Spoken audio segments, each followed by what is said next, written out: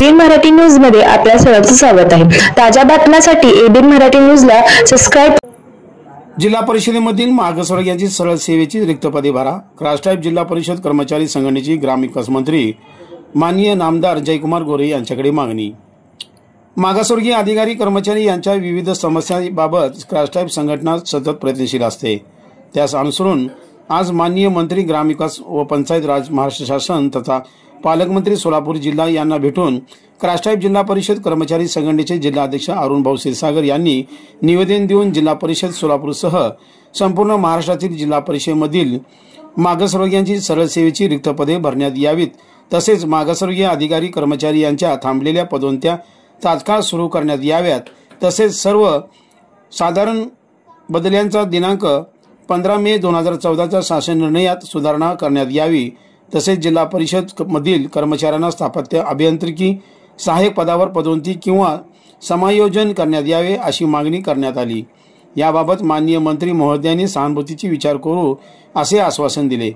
या प्रसंगी संघटनेचे मुख्य संघटक चंद्रकांत होळकर, कोषाध्यक्ष कल्याण श्रावस्ती, रामदास गोरव, मकरंद बनसोडे, नागनाथ धोत्रे, संतोष जाधव, ओमकांत राजगुरू, चेतन भोसले व सिंहासन न्यूज चॅनेलचे संपादक प्रशांत कटरे आदी उपस्थित होते।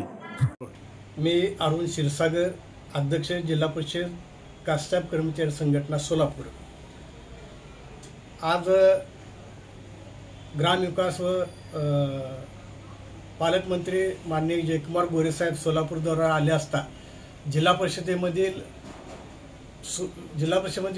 सर्व मागासवर्गीयांच्या सरळ सेवेची रिक्त पदे भरण्याबाबत, त्याचबरोबर मागासवर्गीयांच्या पदोन्नत्या ज्या थांबलेल्या आहेत त्या तात्काळ चालू करण्यात याव्या व दिनांक 15 मे 2014चा शासन निर्णयात सुधारणा करण्यात यावी अशी मागणी केली।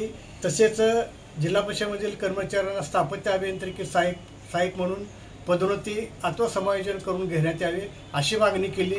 माननीय मंत्री महोदयांनी याबाबत सहानुभूतीपूर्वक विचार करून निर्णय देण्यात येईल असे आम्हाला आश्वासन देण्यात आले आहे। या प्रसंगी संघटनेचे सर्व पदाधिकारी उपस्थित होते।